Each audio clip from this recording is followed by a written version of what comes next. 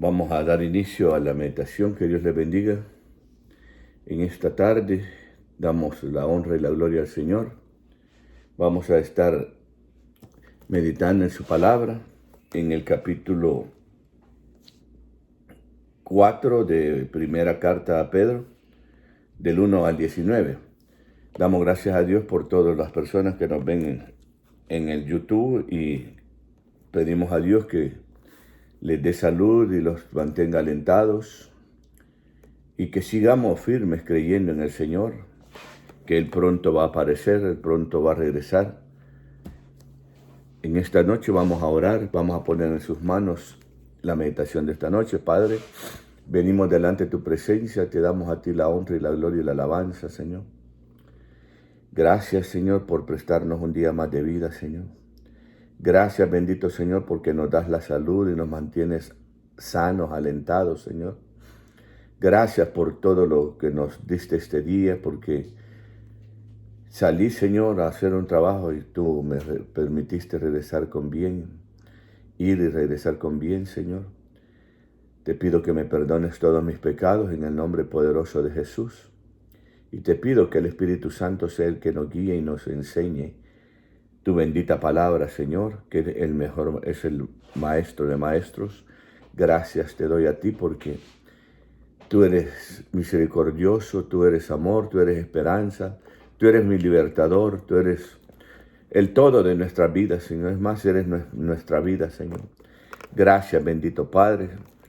Vamos a poner en tus manos a mi esposa, Brian, Señor, a la familia de mi esposa, allá en San Bernardino y en el Canadá, Señor. Los bendecimos desde aquí, desde Pasadena.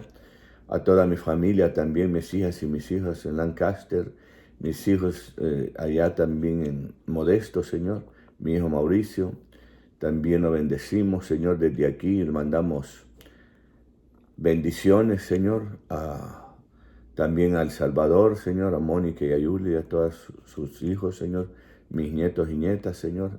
Te los pongo en tus manos para que tú los guardes y los bendigas y los mantengas alentados, Señor. Solo por tu amor y tu misericordia estamos vivos hasta el día de hoy, Señor. Gracias. Señor, también te ponemos en tus manos, Señor. Te quiero pedir por toda la Iglesia Emanuel, todas las familias que pertenecen a la Iglesia Emanuel, Señor.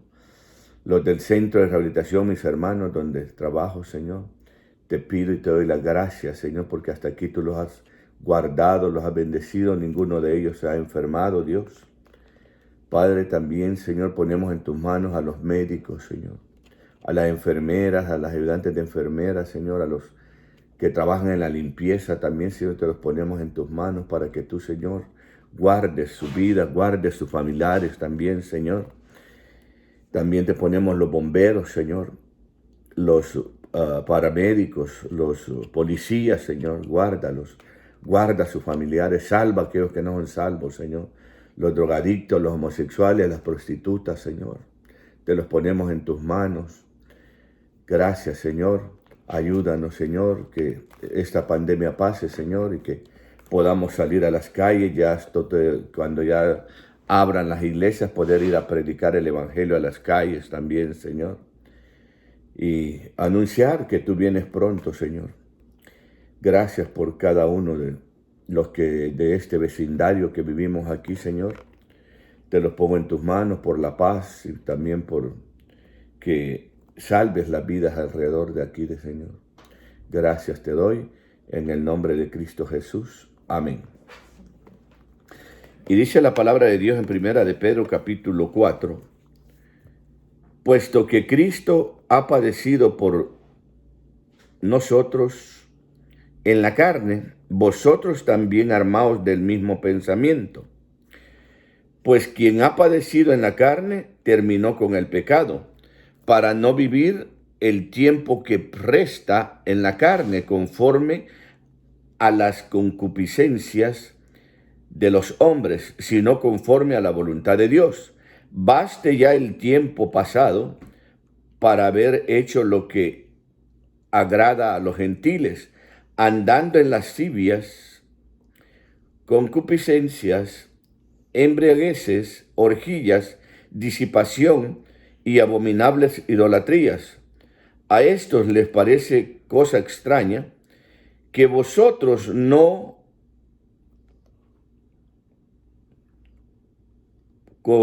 corráis con ellos en el mismo desenfreno de disolución y os ultrajan, pero ellos darán cuentas al que está preparado para juzgar a los vivos y a los muertos, porque por esto también ha sido predicado el evangelio a los muertos, para que sean juzgados en carne según los hombres, pero vivan en espíritu según Dios.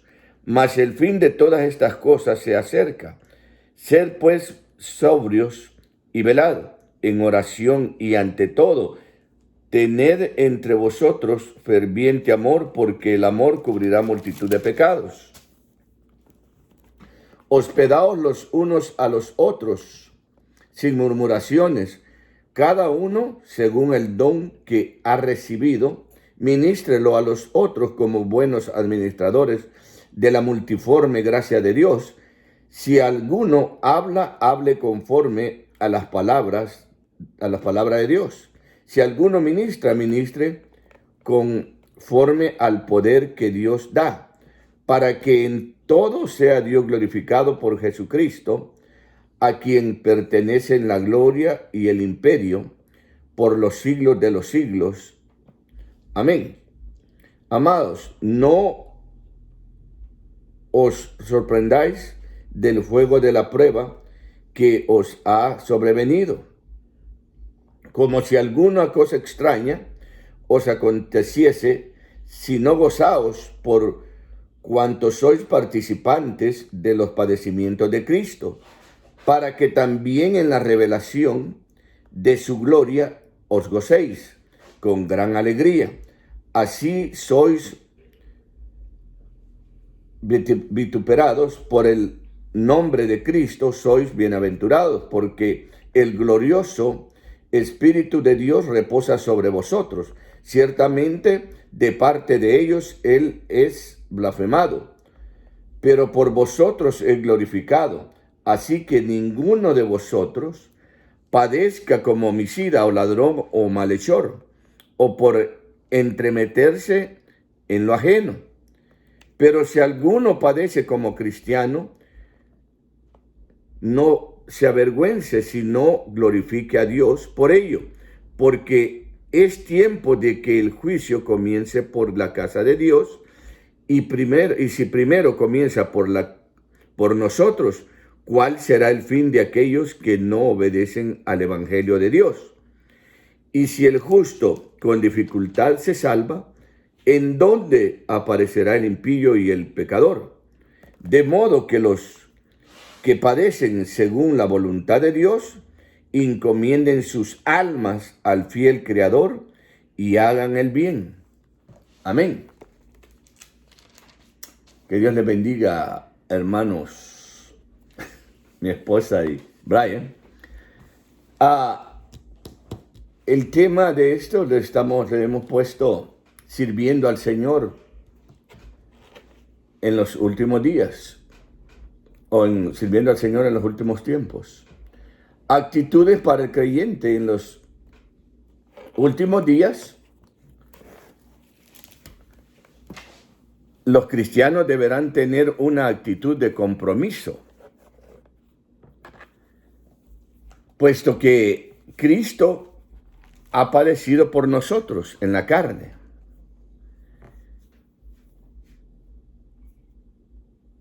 El compromiso que Dios nos llama a tener no es más grande que el compromiso que tuvo Jesús al soportar el sufrimiento por nuestra salvación. En los últimos días necesitamos tener un gran compromiso con Dios para poder soportar las grandes tribulaciones.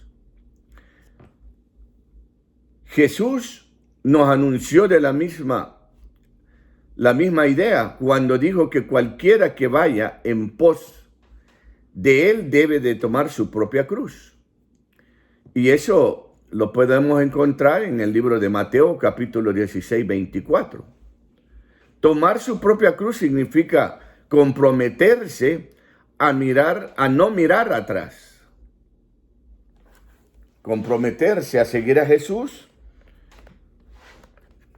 es olvidarnos de todo aquello, no como la mujer de Lot, como cuando el Señor fue y mandó los ángeles a Sodoma, cuando Él la iba a destruir, le dijo que salieran y que corrieran al monte, a la montaña. Pero la mujer de Lot se volvió estatua de sal porque a ella le dolía dejar aquello. Dios lo que quería era salvarlos. Y es lo mismo hoy. Dios quiere salvar nuestras almas. Y muchos de nosotros no queremos irnos de este mundo por no dejar la casa, por no dejar el carro. No, que se quede todo, Señor, a mí. Si me quiere llevar hoy que me lleve. Yo siempre le he dicho al Señor, hay mucha gente que quiere estar porque quiere disfrutar con su familia. ¿Por qué no disfruta hoy que está? Pero cuando se encuentra en una enfermedad grave, dice, Señor, déjame, Señor. Y tal vez el Señor ya se lo quiere llevar. Porque Él sabe el futuro de lo que va a venir. ¿Verdad? Y algunos, no sé, he leído testimonios, pero bendito sea el nombre del Señor. Encontramos aquí en el punto, en el número 2, armaos del mismo padecimiento. Muchos de nosotros somos derrotados en nuestras batallas contra el pecado porque nos rehusamos a sacrificar algo que en la batalla solo queremos la victoria se nos dé fácilmente. Queremos que la victoria se nos dé fácilmente. Jesús nos llamó a tener una actitud que estemos dispuestos a sacrificar lo que sea en la batalla contra el pecado. Abra el libro de Mateo capítulo 5 y verso 29. Libro de Mateo capítulo 5. Amén. Capítulo 5, verso 29 y 30.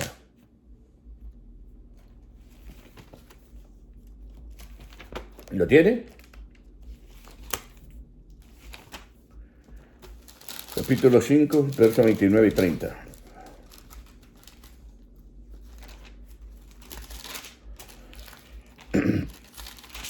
Gloria a Dios.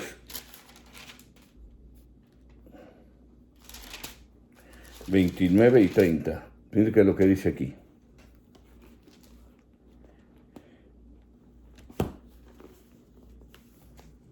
En el capítulo 5.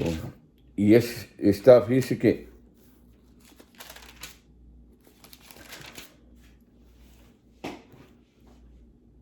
por tanto, si tu ojo derecho te es ocasión de caer, sácalo y échalo de ti, pues mejor es que se pierda uno de tus miembros y no que todo tu cuerpo sea echado al infierno. Y el 30, si tu mano derecha te es ocasión de caer, córtala, ¿verdad? Y échala de ti, pues mejor es que se pierda uno de tus miembros y no que se pierda todo tu cuerpo sea echado al infierno. O sea, habla de quitar el ojo porque a veces ponemos los ojos en algo que no debemos ver o que no debemos estar viendo. Valga la redundancia, ¿va? Algo que nos ponemos a ver, por ejemplo, una película, o vemos cosas que no, por ejemplo, también si vemos una pelea y alguien mata a otro, ya te metiste en problemas porque tú tienes que servir de testigo. Y entonces te traen para allá y para acá. Entonces, esos son ejemplos. Pero la mano también, con la mano golpeamos o tomamos cosas que no nos pertenecen. Quien ha padecido en la carne terminó con el pecado, sigue diciendo Cuando una persona ha sufrido persecución física por amor a Jesús, aquí yo no he visto en este país, ni en mi país, pero he leído y he visto testimonios donde matan, violan a las mujeres y después las matan. Y también hombres que también los matan por predicar el evangelio. ¿Verdad?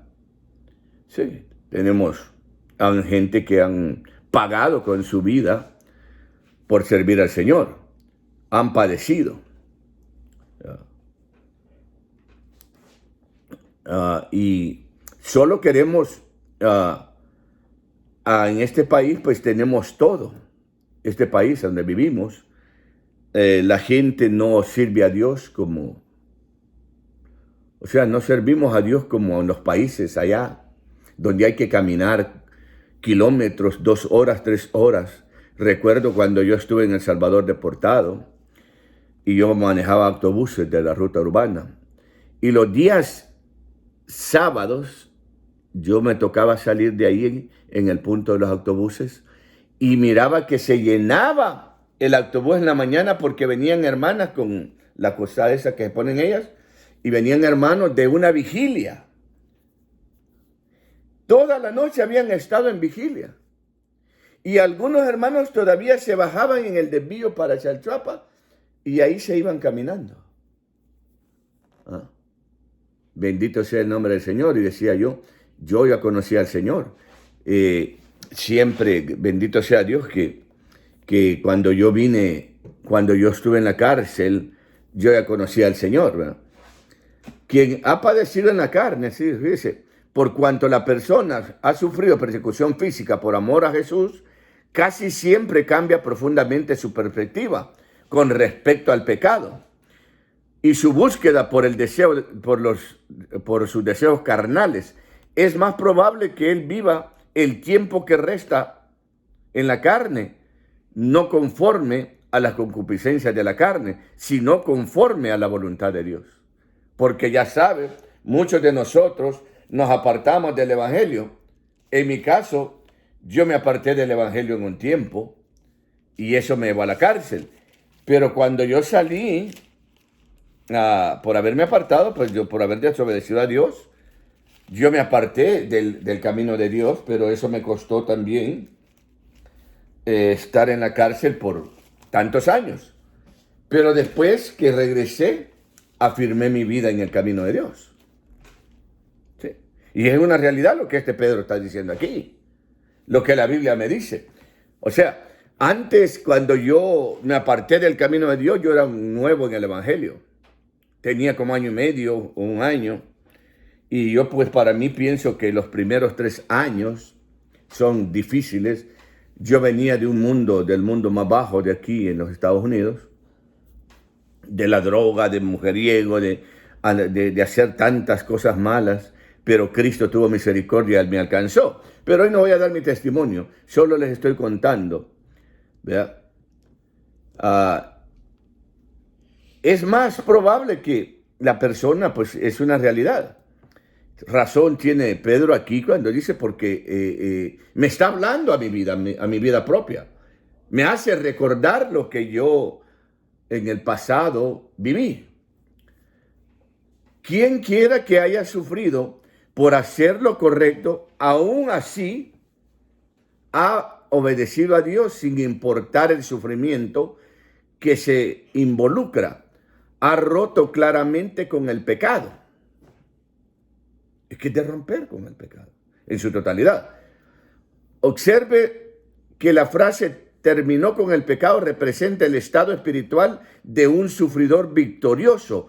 Carga una nota de triunfo. Efectivamente ha roto con una vida dominada por el pecado. No necesariamente significa que ya no comete ningún acto de pecado, pero que su vida pasada, dominada por el poder del pecado, se ha terminado. Porque ya no ando haciendo lo que yo hacía, prostituyendo, robando, tantas cosas.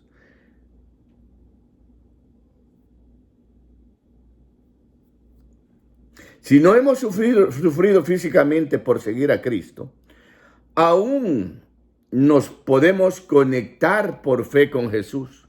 Quien ha padecido en la carne, te ruego que recuerdes que no se puede renunciar al pecado. No hay escapatoria de su poder, excepto si aceptas y te unes a la familia con Cristo. Es la única. Es el único que puede romper con esa cadena, con esa maldición. Es una maldición el pecado. Solo la sangre de Cristo tiene poder para romper. Y la gente queda liberada. Y ahí vemos al gadareno endemoniado con una legión de demonios. Se llamaba legión el que le contesta. Y después lo encontramos sentado con Jesús bien vestido, liberado en el mismo momento, en el mismo día. ¿Ah? ¿Sí? Hay tantos ejemplos que nosotros debemos de usar. No es que podemos, no. Debemos ponerlos en práctica para nuestra vida diaria, nuestra vida cotidiana. Ejemplos buenos. Por eso el Señor nos ha dejado este libro. 66 libros tenemos aquí en la Biblia, que el resto de mi vida no me alcanzaría para leerlo. No alcanza. Segundo, deberíamos considerar, fíjese, primero, no vivir más en el pecado, y deberíamos de responder a cada tentación e impulso pecaminoso con la respuesta: no vivir más en pecado. Segundo, deberíamos de considerar cuidadosamente cómo vivir el tiempo que nos resta. Dios nos ha designado algunos días más en la tierra. Deberemos de responderle en cómo vivir ese tiempo. En los últimos días los cristianos deberán vivir con actitud de sabiduría. Le dice aquí, dice el apóstol: baste ya el tiempo pasado para haber hecho lo que agrada a los gentiles, andando en lascivia, concupiscencia, embriagueces, orgías, disipación y abominables idolatrías. A estos les parece cosa extraña que vosotros no corráis con ellos en el mismo desenfreno de disolución. Y os ultrajan, pero ellos darán cuenta al que está preparado para juzgar a los vivos y a los muertos, porque por esto también ha sido predicado el evangelio a los muertos, para que sean juzgados en carne según los hombres, pero vivan en espíritu según Dios. Pedro sabía que ya hemos pasado bastante tiempo viviendo en el mundo. Ahora somos llamados a vivir como cristianos. Es una grande, profunda y tonta pérdida de tiempo que los cristianos vivan como el mundo. Y simplemente debemos de dejar de ser de doble ánimo y comenzar a vivir como cristianos. Tristemente, muchos cristianos en sus corazones piensan que no ha bastado ya el tiempo de hacer la voluntad de los impíos. Quieren experimentar más del mundo antes de hacer un compromiso con Dios. Este es un trágico error y te lleva a un camino que te aleja de la vida eterna. El libertinaje, la palabra comienza a listar los pecados que Pedro entendía que solo marcarían la vida pasada de los cristianos y no su presente. Esta palabra significa vivir sin ninguna resistencia moral, especialmente relacionada a la inmoralidad sexual y violencia. Denota el exceso de todo tipo de maldades involucrando la falta de autorresistencia. Al término demuestra al pecado como una indulgencia excesiva de apetitos hasta el grado de violar el sentido de la decencia pública. Cuando vamos a la lista lascivia, concupiscencia, embriaguez, orgías, disipación y abominables idolatrías, hemos visto cómo la caída del hombre ha progresado tan poco en los últimos 2000 años. Y es que es una realidad. Lo que les decía ahora, platicaba con mi esposa y le decía, pues, es una realidad porque en los primeros 5000 años el hombre no desarrolló nada, no tuvo, no inventó nada. Del burro, saltamos del burro hasta el año 1912, que se subió el hombre a un carro. Fue en 1900. ¿Ah? Los hermanos Wright que inventaron cómo volar, ¿verdad? Ellos no inventaron el avión que ahora existe, pero sí inventaron algo para volar. Pero bendito sea el nombre de Dios. Y mire, de ahí para acá empezaron los inventos más grandes. ¿Saben a quién le hablaron para inventar la bomba atómica? Albert Einstein. ¿A quién? Albert Einstein. A Albert Einstein. A él le hablaron, a él le mandaron. ¿Ah? Sí. Fue los Estados Unidos, Inglaterra, Canadá, que se unieron para inventar la bomba. ¿Ah? Pero ¿quién era Albert Einstein? Un physicist. ¿Ah? Un physicist. Sí. Pero como le digo, estos problemas no han resultado desde que Pedro escribió esta carta. Esto les parece cosa extraña que vosotros no corráis con ellos en el mismo desenfreno de disolución. Cuando el mundo mira nuestra vida piadosa, les parece cosa extraña que no los seguimos en el desenfreno de disolución, desperdicio, entre comillas, ¿verdad? Desperdicio, entre paréntesis. Si la vida se viviera detrás de la carne, antes que cualquier cosa sería un desperdicio. Y os ultrajan cuando no practicamos en el pecado que nos rodea, condenamos a aquellos que sí practican el pecado y no les gusta, así que hablan mal de nosotros. No importa cómo tus buenas obras son recibidas por el hombre, si eres como Dios, los encontrarás recibidos con desprecio e ingratitud. Si quieres seguir el camino de Dios, te van a ver mal, pero eso no importa. Te dicen aleluya, te dicen el predicador, te dicen la hermana,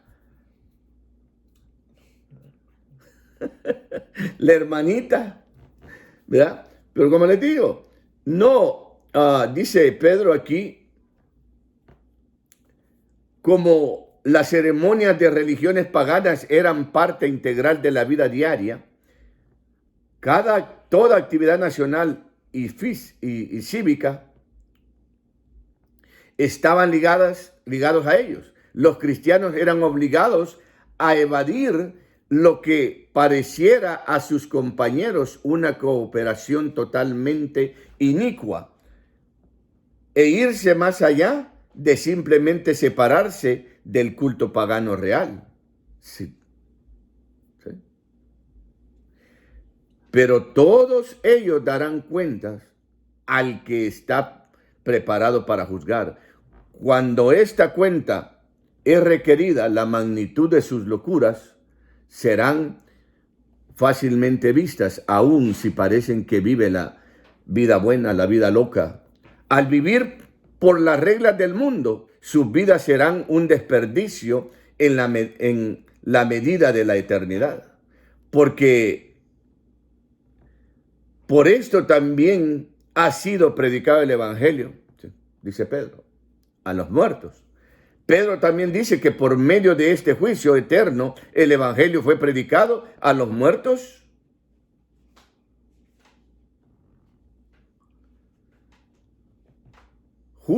Y los muertos justos saben y viven con conciencia constante en la realidad de la eternidad y son recompensados por este entendimiento para que vivan en espíritu según Dios.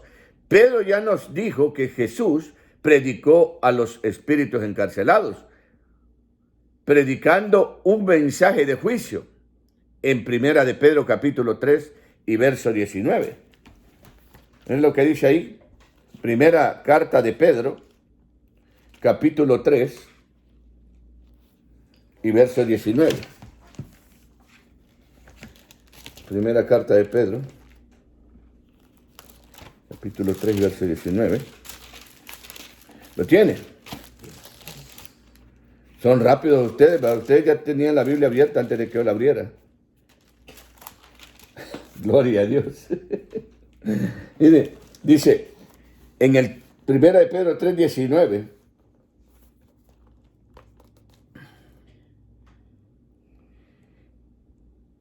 en el cual también fue y predicó a los espíritus encarcelados, dice aquí.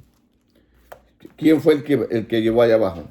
Dice, porque también Cristo padeció en el 18, una sola vez, por los pecados, el justo por los injustos, para llevarnos a Dios, siendo a la verdad muerto en la carne, pero vivificado en espíritu, en el cual también fue y predicó a los espíritus encarcelados, los que en otro tiempo desobedecieron cuando una vez esperaban la paciencia de Dios en los días de Noé. ¿Te acuerdas que les dije ayer? Sí, en los días de Noé. Ya, pero bendito sea Dios. Aparentemente, durante este mismo tiempo, Jesús también predicó un mensaje de salvación a los muertos fieles en el seno de Abraham, en Lucas capítulo 16, 22.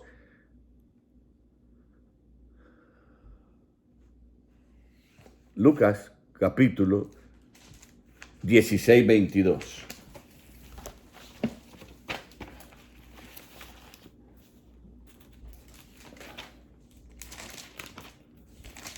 Gloria a Dios.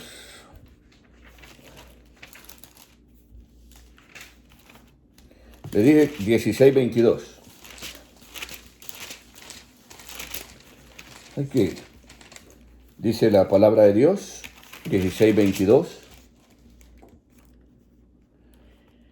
Aconteció que muriendo el mendigo y fue llevado por los ángeles al seno de Abraham. Y fue llevado por los ángeles al seno de Abraham, y murió también el rico, y fue sepultado. ¿Ah? ¿Quién anticipa la obra del Mesías para ellos? Esta prédica a los muertos no fue la oferta de una segunda oportunidad, pero la plenitud de la salvación que aquellos que habían sido fieles a Dios en su primera oportunidad. Al hacer esto, Jesús cumplió la promesa de que Él guiaría a la cautiva, según Salmo 66, 18 y Efesios capítulo 4, verso 8. Miren lo que dice Efesios. No, el Salmo 66, 18. 66, 18 de Salmo.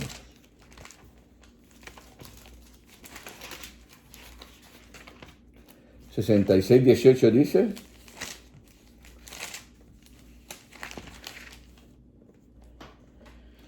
si en mi corazón hubiese yo mirado a la iniquidad, dice el salmista, el Señor no me habría escuchado. Si él se hubiera ido al pecado, el Señor no lo hubiera oído. Pero como él decidió andar en el camino de Dios, obedecer los mandamientos de Dios. Y es lo que nosotros tenemos que hacer como cristianos, como personas que profesamos a Cristo como nuestro Señor y Salvador, y nos llenamos la boca de decir que somos cristianos. Así es que tenemos que dar testimonio de que lo somos. Sí. No importa, en cualquier parte, en el trabajo, donde quiera que vayas, tienen que saber que tú eres una persona que alaba al Dios Todopoderoso, que tu Dios se llama Jesucristo, el Hijo del Dios viviente. También puede ser que Pedro se refería a aquellos en la comunidad cristiana que ya habían muerto, tal vez hasta muertos como mártires. Si este es el caso, Pedro usó sus ejemplos heroicos como una manera de animar a sus lectores afligidos a ser fieles también. En los últimos días, los cristianos deberán vivir con una actitud de oración seria. Mas el fin de todas las cosas se acerca. Sed pues sobrios y velad en oración. Si en verdad creemos que estamos viviendo en los últimos días, lo más apropiado es que nos entreguemos a la oración. La afirmación de que el fin de la era ciertamente está cerca y que esto sucederá en cualquier tiempo, bien representa la vista de la iglesia primitiva. Muchos de los cristianos que piensan que Jesús regresará pronto, basados en tablas proféticas y eventos políticos, fallan al no aplicar esa creencia de la manera apropiada. Falla al no aplicarse en la oración con diligencia. Sed pues sobrios en oración. Debemos dedicarnos a ser sobrios en oración al ver que el peso de la eternidad corre hacia nosotros. No debemos de atrevernos a tomar la necesidad de la oración ligeramente. Sed pues y velad en oración. Nosotros debemos de velar en oración. No quiere decir velar en oración, no quiere decir que te veles toda la noche. No, que ores en todo tiempo, donde quiera que estés. Que si tú oras en la mañana, gloria a Dios, te levantas temprano en la madrugada, el Señor te despierta, bendito sea Dios. Pero cada uno tiene su tiempo que le dedica a Dios para orar. Donde sea que esté. Aunque le toque trabajar en su trabajo, uno puede estar orando, cantando alabanzas a Dios. Primeramente, teniendo nuestros corazones y mentes vigilando y listas para el regreso de Jesucristo, pero esto también significa velando por nosotros y velando por este mundo, midiendo nuestra preparación para la venida de Jesús. En los últimos días los cristianos deberán vivir con una actitud de amor. Ante todo, tener entre vosotros ferviente amor, porque el amor cubrirá multitud de pecados. Hospedados los unos a los otros, sin murmuraciones, cada uno según el don que ha recibido, ministrelo a los otros, como buenos administradores de la multiforme de la gracia de Dios. Si alguno habla, hable conforme a la palabra de Dios. Si alguno ministra, ministre conforme al poder que Dios da, para que en todo sea Dios glorificado por Jesucristo, a quien pertenecen la gloria y el imperio por los siglos de los siglos. Amén. Y ante todo, tened entre vosotros ferviente amor. Si estos son los últimos días, ¿qué tan importante es amar a aquellos con los que vas a pasar el resto de la eternidad? En base a la eternidad debemos de tener entre nosotros ferviente amor, porque el amor cubrirá multitud de pecados. El amor sí cubrirá multitud de pecados, tanto los pecados de la persona que está amando como los pecados de la persona que está siendo amada. Cuando el amor abunda en la comunión de cristianos, muchas ofensas pequeñas e incluso las grandes se pasan por alto y se olvidan fácilmente, pero cuando el amor falta, cada palabra es vista como sospecha, cada acción está sujeta a un malentendido y hay conflictos para el deleite perverso de Satanás. Hospedados los unos a los otros, sin murmuración. El amor se demostrará a sí mismo en la hospitalidad. Los cristianos deberían de abrir sus hogares a menudo para otros y sin murmuraciones. Sin murmuraciones, eso es un reconocimiento franco de la práctica de la hospitalidad. Puede llegar a ser costoso, gravoso e irritante. El término griego denota el murmullo o hablar en voz baja como señal de desagrado. Representa un espíritu que es opuesto a la alegría. Cada uno según el don que ha recibido, ministrelo a otros. El amor se demostrará por sí mismo al dar a la familia de la iglesia lo que Dios nos ha dado a nosotros como dones. Al hacer eso, somos buenos administradores de las muchas facetas multiformes de la gracia de Dios que se nos ha dado. En la carta primera de Corintios 15:10, Pablo claramente nos hace saber que Él es lo que es solamente por la gracia de Dios. Pero al mismo tiempo su gracia para conmigo no fue en vano, porque Pablo puso sus esfuerzos que son inspirados por Dios para trabajar con la gracia de Dios. La idea es que si somos malos administradores de la multiforme gracia de Dios, es como si su gracia se nos hubiese dado en vano.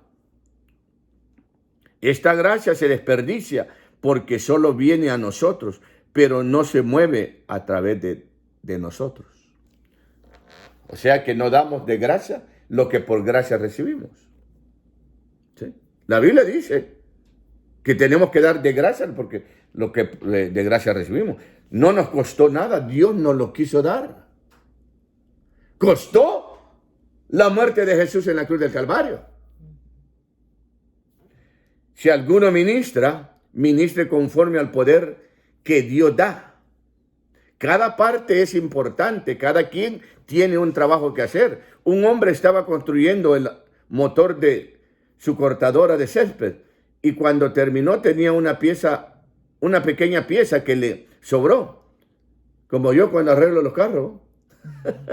No, cuenta ahí un hermano cuenta que de un motor hacía el motor y una bicicleta. Bromeando. Pero este sí es una anécdota. Se sobró y no podía recordar en dónde iba. Él encendió el motor y funcionó muy bien. Así que puso la pieza, supuso que la pieza era útil hasta que intentó detener la cortadora de césped y no podía detenerla. Aún la pieza más pequeña que no parece tener importancia del cuerpo de Cristo es importante. Al servirnos los unos a otros, lo hacemos con el poder que Dios provee, el poder que Dios da para que a Él pertenezca la gloria y el imperio por los siglos de los siglos.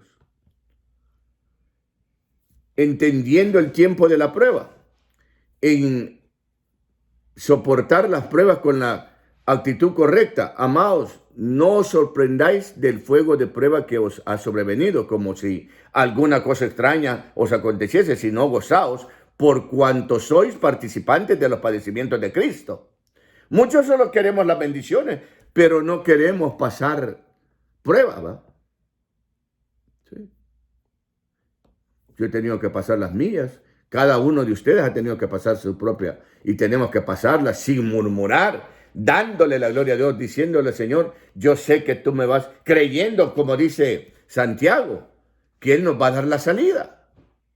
¿Verdad? Con la prueba, Él también nos da la salida. En vez de pensar en la prueba, aún en las pruebas de fuego, sorprendernos de esta ocurrencia, veámoslas como manera de ser participantes de los padecimientos de Cristo. Y si somos participantes de sus sufrimientos, también seremos participantes de su gloria y gozo.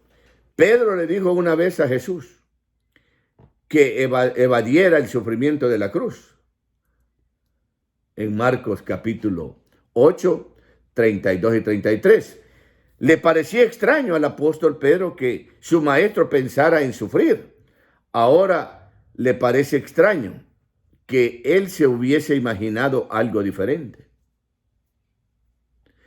Participantes de los padecimientos de Cristo, solamente podemos ser participantes de los sufrimientos de Jesús porque Él fue participante de nuestra humanidad y sufrimientos. Él se hizo hombre para que nuestro sufrimiento no fuera insignificante. O sea que Él lo sufrió en carne propia, en un cuerpo como el tuyo, como el mío, como el de cada uno de nosotros. Él participó, dice la Biblia, que participó de carne y sangre. ¿Ah? Nuestra tendencia es el aferrarnos a la gloria y la alegría y evadir el compartir algunos de los sufrimientos de Jesús.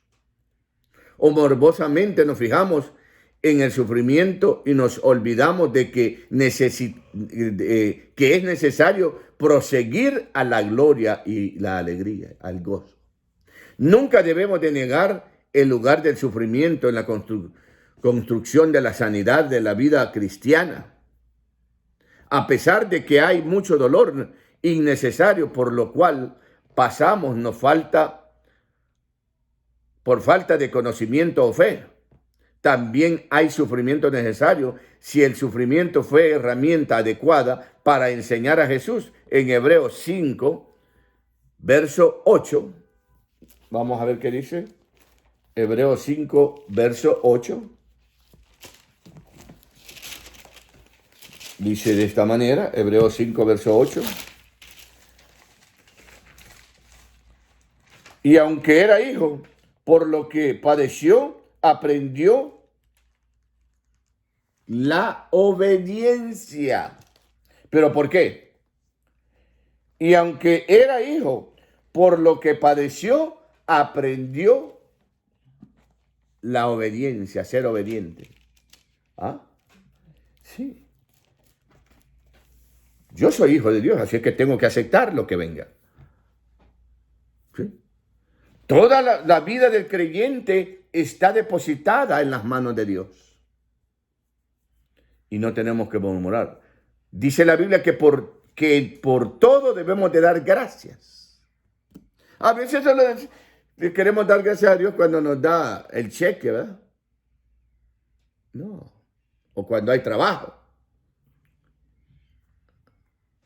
Nunca debemos de negar el lugar del sufrimiento. Nunca. Es la herramienta adecuada para enseñarle a sus siervos, por cuanto implica una medida. Aquellos que han sufrido más en Jesús se regocijarán más en su venida de gloria. La diferencia entre sufrir como cristianos y sufrir como malhechor: no sois vituperados por el nombre de Jesús. Si sois vituperados por el nombre de Jesús, sois bienaventurados, porque el glorioso Espíritu que reposa sobre vosotros, ciertamente de parte de ellos, Él es blasfemado, pero por vosotros es glorificado. Así que ninguno de vosotros padezca como homicida o ladrón o malhechor, o por entremeterse en lo ajeno. Pero si alguno padece como cristiano, no se avergüence, sino glorifique a Dios por ello. Si sois vituperados por el nombre de Cristo, el sufrir por el nombre de Cristo es una bendición, porque demuestra que en verdad estamos siguiendo a Jesús y que sufrimos porque estamos identificados con Él. De parte de ellos es blasfemado, pero por vosotros es glorificado. Sabemos que el mundo blasfema sobre Jesús, pero Él siempre debe ser glorificado entre los cristianos. Así que ninguno de vosotros padezca como homicida o ladrón o malhechor por entremeterse en lo ajeno. Sufrir como un malhechor es merecido y trae vergüenza al nombre de Jesús. Pedro reconoce que no todo el sufrimiento se sufre en el nombre de Jesús. Entendemos que cuando Pedro escribe acerca del sufrimiento, ¿qué puede venir sobre el homicida, el ladrón o el malhechor? Sin embargo, no nos debe de sorprender que también incluye a entremeterse en lo ajeno. Tales personas, si sufren de aflicción y dolor, pero no en el nombre de Jesús. ¿Sí? Muchas veces nos metemos donde no debemos.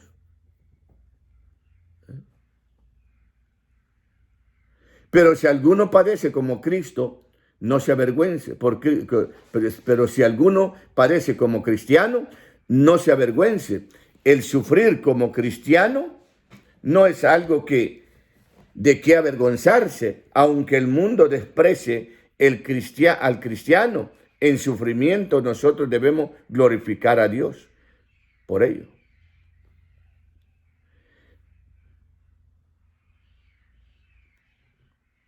No glorificamos a Dios por el sufrimiento, pero sí lo glorificamos a Él en el sufrimiento. Y lo glorificamos por medio de lo que Él hará en nosotros y a través de nosotros con el sufrimiento. El nombre cristiano, construido del nombre Cristo, con el sufijo ianus, una formación latina. Ianus denota un seguidor partidista cristiano, categoriza a los seguidores de Cristo como miembros del partido de Cristo. No Cristos pequeños, como dicen algunas explicaciones populares. Los cristianos al principio eran conocidos como discípulos, creyentes, los discípulos del Señor o los del camino. Antes de ser conocidos como cristianos, primero en el libro de los Hechos 11:26, este es el primero de los 3 lugares en el Nuevo Testamento donde los seguidores de Jesús son llamados cristianos. En Hechos 11:26 nos dice: a los discípulos se les llamó cristianos por primera vez en Antioquía. En el libro de los Hechos 26-28, Agripa le dice a Pablo: por poco me persuades a ser cristiano. Esto demuestra que entre Hechos 11:26 y 26-28, cristiano se había convertido en un nombre popular para los seguidores de Cristo.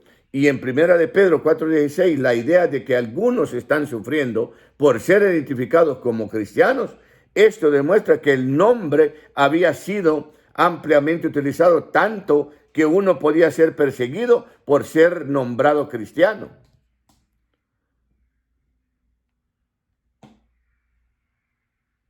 En el versículo 17 al 19, porque es tiempo de que el juicio comience por la casa de Dios, y si primero comienza por nosotros, ¿cuál será el fin de aquellos que no obedecen al evangelio de Dios?